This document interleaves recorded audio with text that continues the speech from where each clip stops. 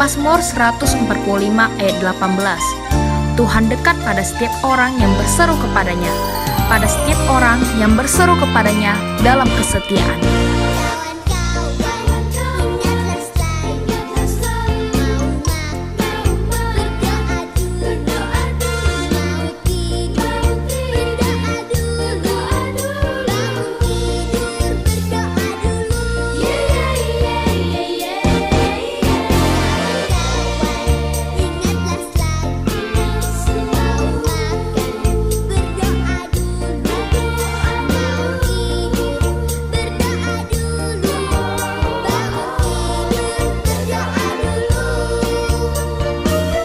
Psalm chapter 145 verse 18.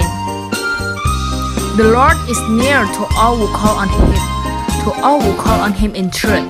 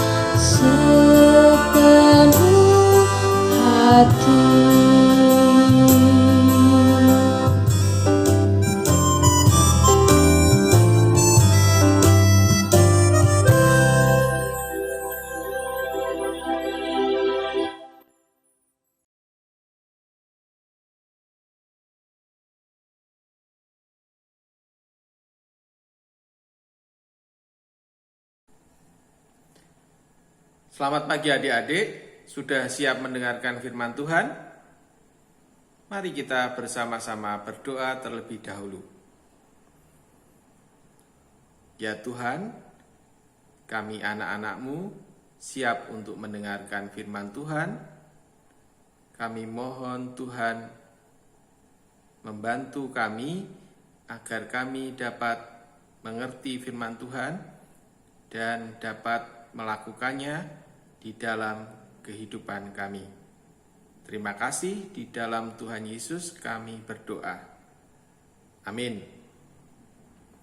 Adik-adik tentu masih ingat minggu lalu kakak-kakak sekolah minggu mengajarkan tentang apa?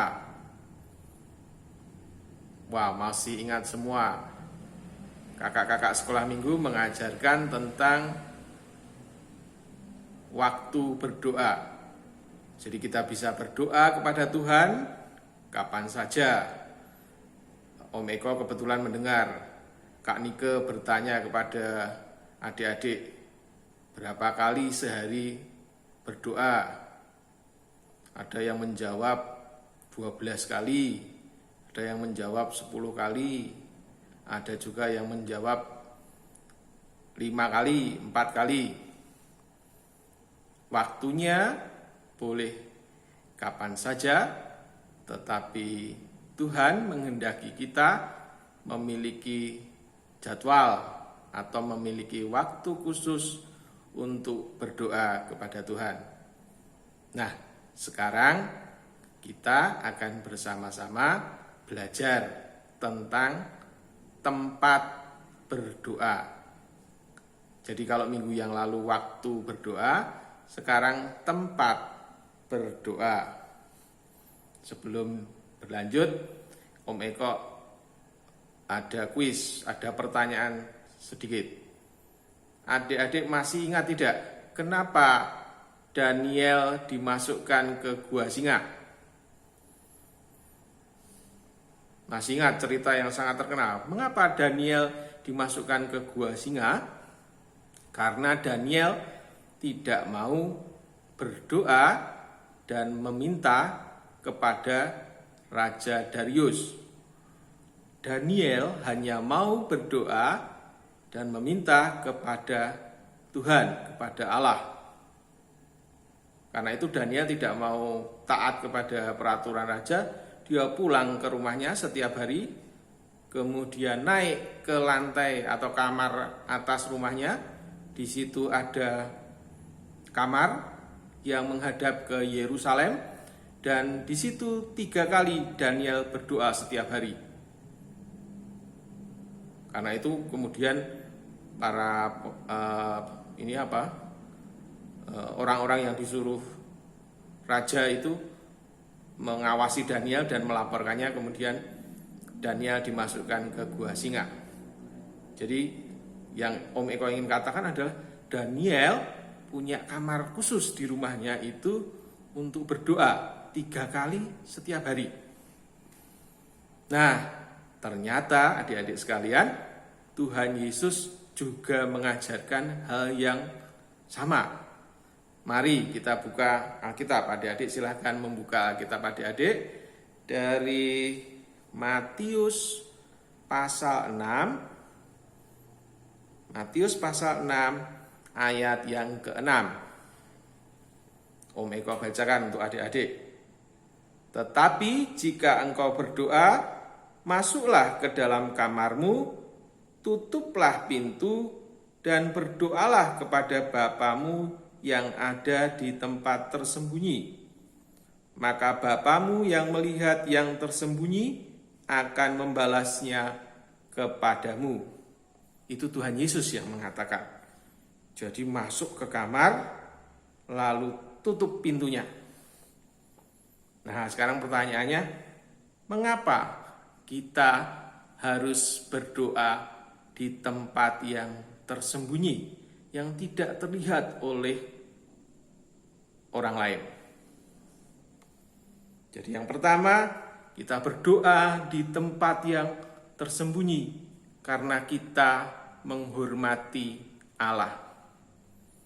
Jadi kita mengajak Allah atau menemui Allah, mengajak Allah untuk bertemu dengan kita secara pribadi. Tersembunyi itu artinya ya berdua, tidak ada yang melihat, tidak ada orang lain yang melihat. Jadi hanya adik-adik dan Allah dan Tuhan, hanya berdua saja. Dan di tempat yang tersembunyi itu Allah hadir. Kita meyakini bahwa Allah kita, Tuhan kita itu Maha hadir, Maha kuasa. Dia bisa bertemu dengan kita bahkan di tempat-tempat yang tidak terlihat oleh orang lain. Nah, itu alasan yang pertama. Jadi tersembunyi itu pribadi, privat kalau bahasa Inggrisnya. Itu seperti adik-adik sedang bermain dengan teman-teman, lalu dengan seorang teman yang akrab dengan adik-adik mengajak minggir begitu, mengajak menepi, lalu berkata kepada teman yang akrab itu, sini, aku bisiki, aku beritahu kamu sebuah rahasia. Jadi tidak terdengar oleh yang lain, hanya adik-adik dan teman akrab itu yang tahu. Itu alasan yang pertama, mengapa kita berdoa di tempat yang tersembunyi. Dan alasan yang kedua adalah supaya kita semua, Om Eko, adik-adik, kakak-kakak sekolah minggu, papa mama semuanya tidak mencari pujian manusia. Dulu waktu Om Eko masih kecil, masih seusia adik-adik, Om Eko tuh seneng banget kalau berdoa di tempat umum atau dilihat orang banyak itu, kemudian ada orang tua yang mengatakan, itu loh, kayak Mas Eko itu loh, berdoanya rajin. Itu loh, Mas Eko itu loh, pintar berdoa. Wah, senang sekali, bangga, karena berdoa bisa dipuji orang lain. Nah, Tuhan tidak menghendaki yang seperti itu ternyata. Tuhan Allah tidak menginginkan kita mendapat atau mencari pujian dari orang lain. Pujian itu harus datang dari Tuhan sendiri yang kita temui berdua itu tadi, yang tidak kelihatan oleh orang-orang lain. Nah, tapi kemudian pasti adik-adik bertanya, lah boleh tidak kalau kita ini berdoa tidak di tempat yang khusus? Artinya ya di sembarang tempat begitu. Ada banyak kesempatan di mana kita memang boleh berdoa di sembarang tempat atau di semua tempat di muka bumi ini, bahkan mungkin di planet lain begitu. Kalau keadaan-keadaan tidak memungkinkan, misalnya ada seorang penumpang pesawatnya goyang, kena hempasan angin, kemudian takut. Nah, dia boleh berdoa di situ. Tuhan tolong, boleh, silahkan. Atau kalau adik-adik menemui kesulitan dalam pelajaran atau dalam hal-hal yang mendesak begitu, ujian, Tuhan tolong. Kalau adik-adik memang sangat membutuhkan pertolongan Tuhan, bukan karena adik-adik tidak belajar lalu minta tolong kepada Tuhan. Tidak, tetapi karena benar-benar membutuhkan pertolongan Tuhan. Kita boleh berdoa di semua tempat, di segala kesempatan. Tetapi Tuhan menghendaki kita untuk memiliki tempat yang khusus untuk berdoa. Nah, sekarang Om Eko mau bertanya kepada adik-adik sekalian. Siapa di antara adik-adik yang sudah punya kamar sendiri di rumah? Jadi tidur sendiri atau paling tidak tidur berdua dengan kakak atau adiknya. Siapa? Wow, ada juga cukup banyak ya yang sudah punya kamar sendiri. Nah, kalau sudah punya kamar sendiri, maka perintah Tuhan Yesus tadi bisa segera adik-adik lakukan. Masuk ke kamar, berdoa. Bangun tidur, berdoa di kamar. Tidak perlu ada orang lain yang tahu. Adik-adik sendiri dan Tuhan yang tahu kalau adik-adik berkomunikasi dengannya, berbicara dengan Tuhan. Jadi berdoalah di kamarmu. Nah, tapi kalau belum punya kamar, bagaimana? Ada banyak tempat bisa kita gunakan. Mungkin di bawah tangga ada tempat kecil bisa kita gunakan. Kalau tidak punya di rumah, mungkin di sekolah ada perpustakaan. Biasanya tempatnya cukup sepi, kita bisa berdoa di situ. Atau di gereja, kita juga bisa berdoa di situ. Bahkan Om Eko pernah melihat film, judulnya War Room atau Ruang Perang.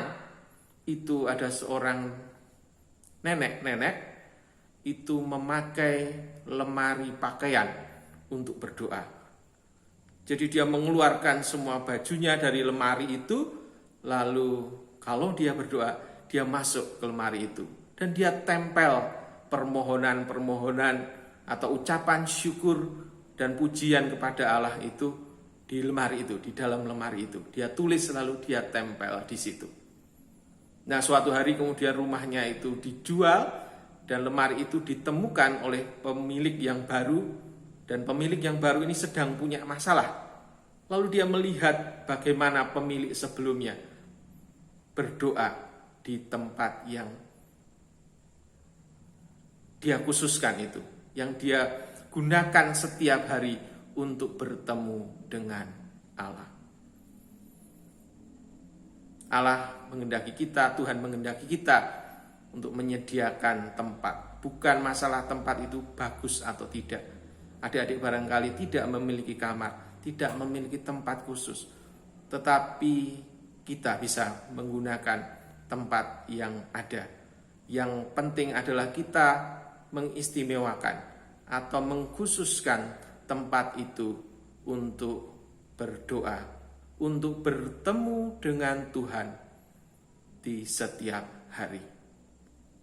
Mari kita bersama-sama berdoa untuk menutup firman ini. Ya Tuhan, tolonglah kami untuk bisa menyediakan waktu dan tempat untuk berdoa, untuk bercakap-cakap, berbicara dengan Tuhan. Terima kasih ya Tuhan, di dalam nama Tuhan Yesus Kristus kami berdoa. Amin.